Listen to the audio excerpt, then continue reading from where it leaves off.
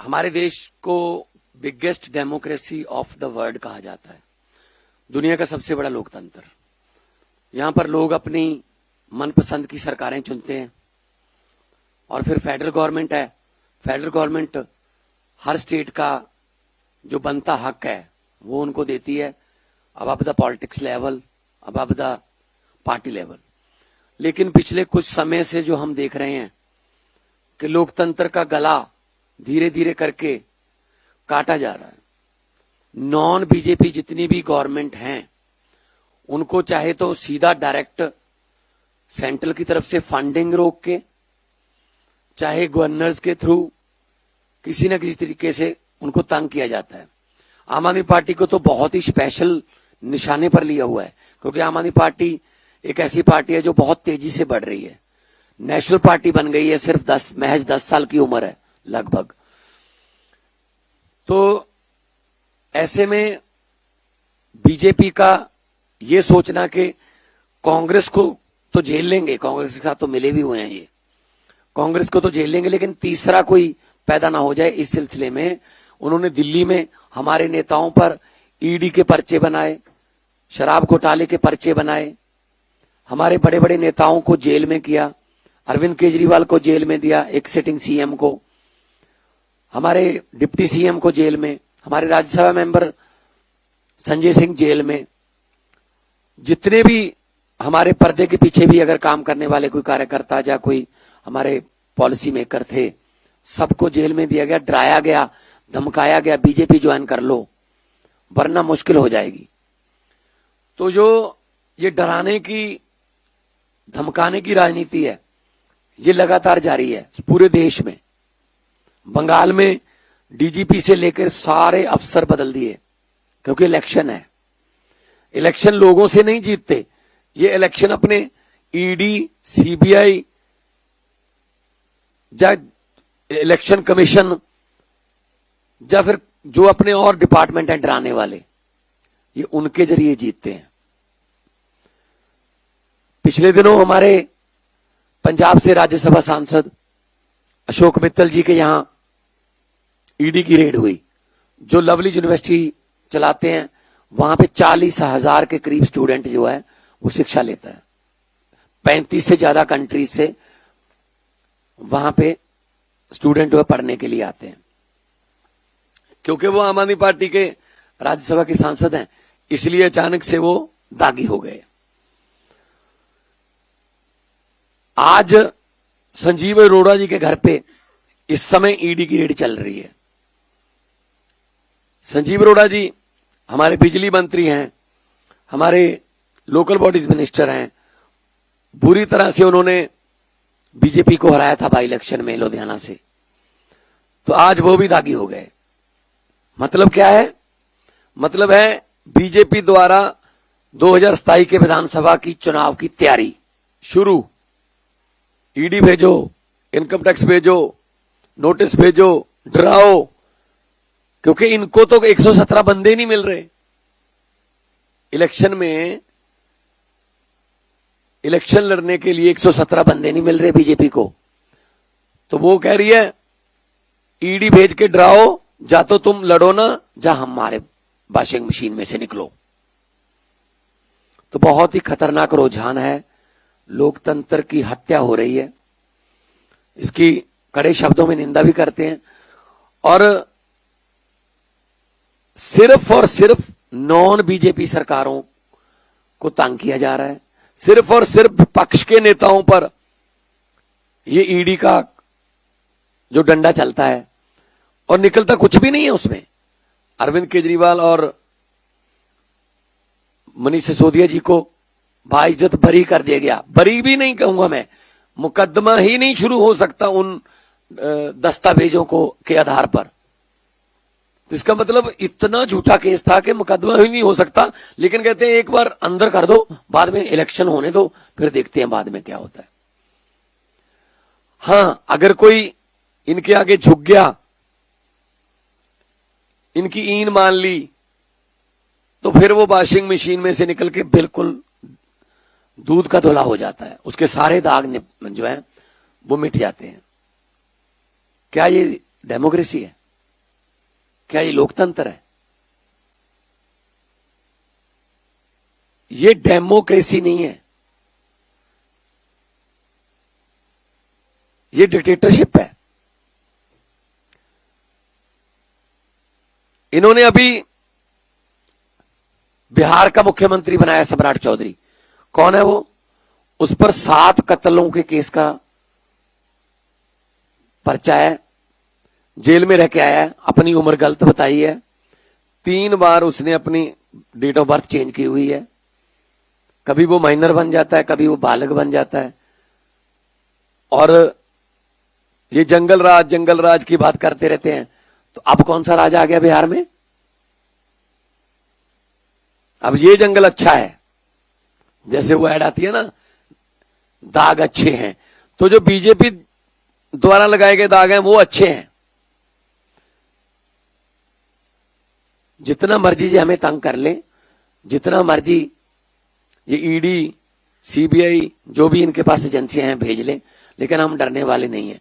हम वो पत्ते नहीं हैं, खास तौर पे मैं कहना चाहता हूं, हम वो पत्ते नहीं हैं जो शाख से टूटकर गिर जाएंगे। आंधियों को कह दो अपनी औकात में रहें।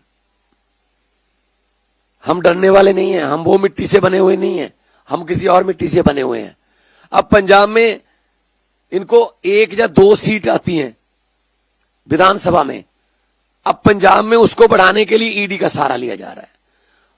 पंजाब में इनके पास कोई केडर नहीं है, कोई नेता नहीं है, इसलिए कांग्रेस से, अकाली दल से, जहां से मिलता ले लो।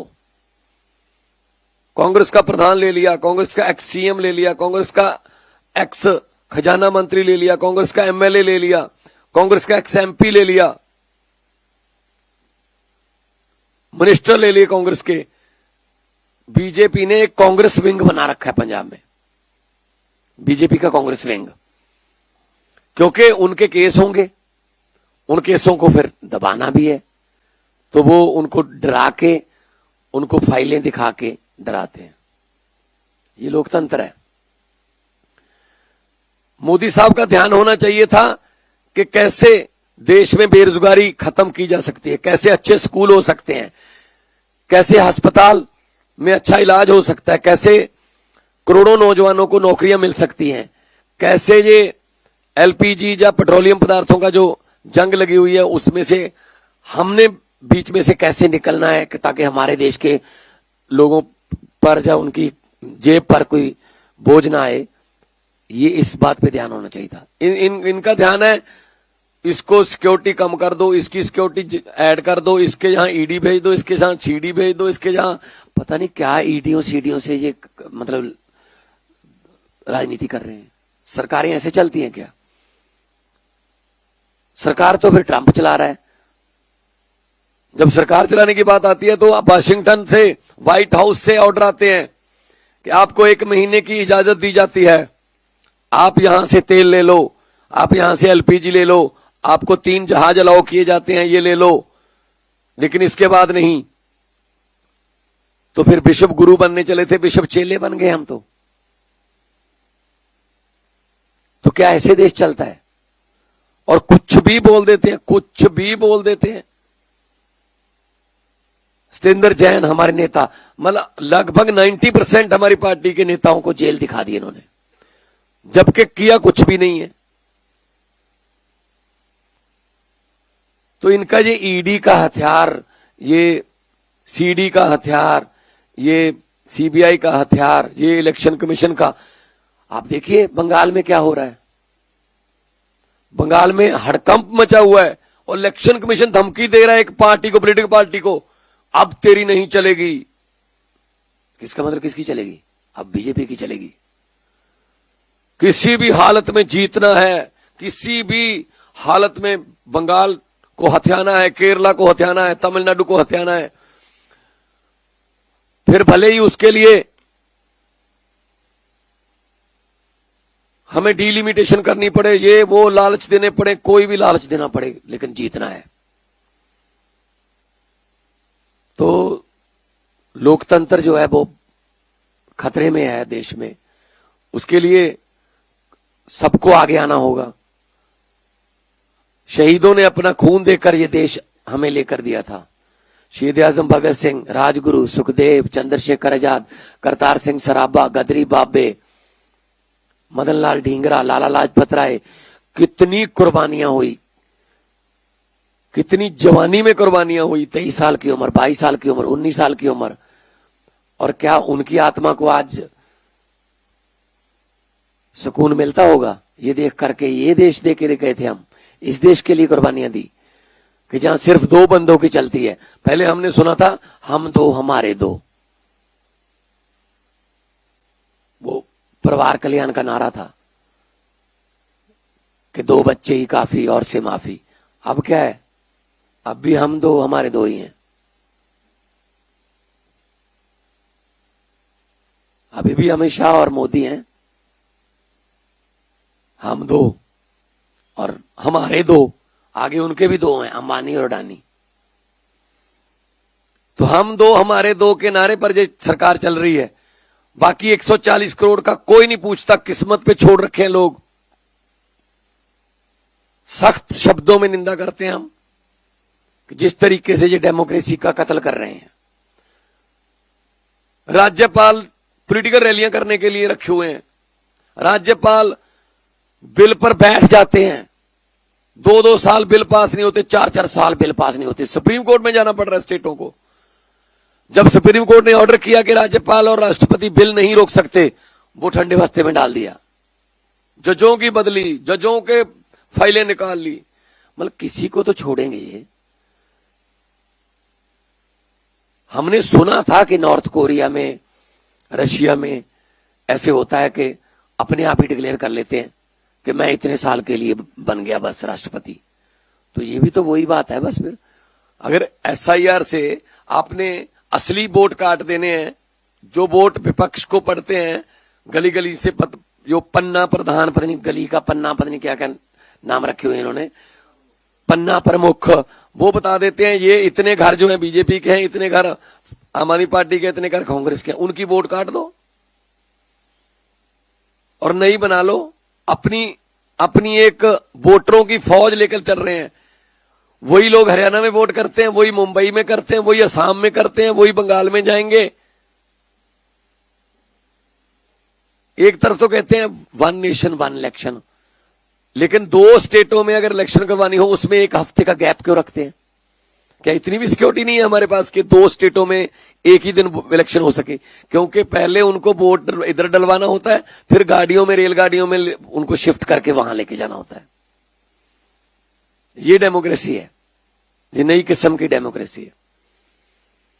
ये शहीदों की कुर्बानी जो है, ये उस पर कलंक लगा रहे हैं। जिस डेमोक्रेसी की उन्होंने उम्मीद की थी, जिसके लिए उन्होंने लाला लाजपत राय ने डंडे खाए, भगत सिंह ने फांसी के रस्से चूमे, और इनका तो कोई नुकसान नहीं हुआ ना पार्टीशन में। 10 लाख बंदा तो हमारा मरा ना, इनकी तो कोई कुर्बानी नहीं है ना। ये तो देश मिल गया बस। अब देश को, संविधान को ऐसे बदल देंगे, संविधान को ऐसे बदल देंगे, 360 दे दो, संविधान को ये कर देंगे। तो संविधान को खतरा हो गया है।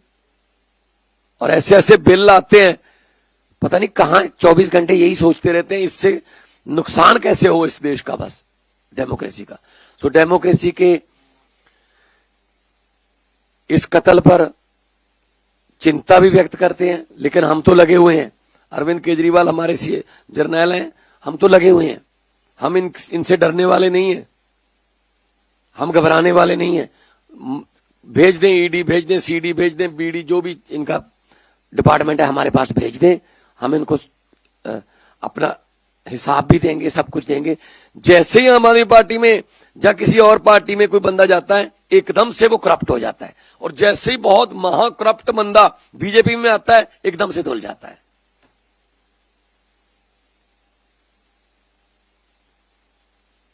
तो ये वॉशिंग मशीन जो बना रखी है बीजेपी ने, ज्यादा देर नहीं चलेगी। अगर वॉशिंग मशीन में ज्यादा देर दागी कपड़े डालते रहोगे तो एक दिन उसका भी फिल्टर बंद हो जाता है। ख्याल रखना चाहिए। सिकंदर दुनिया जीतने लगा था 17.5 साल की उम्र में, जीतता गया, आगे बढ़ता गया, जीतता गया, आगे बढ़ता गया, पीछे वापस जाना भूल गया था वो। जब तक वो वापस आने के बारे में सोचने लगा तो जो जख्मी राजे थे वो तैयार हो गए थे कि आजा, वापस कैसे जाएगा, आजा।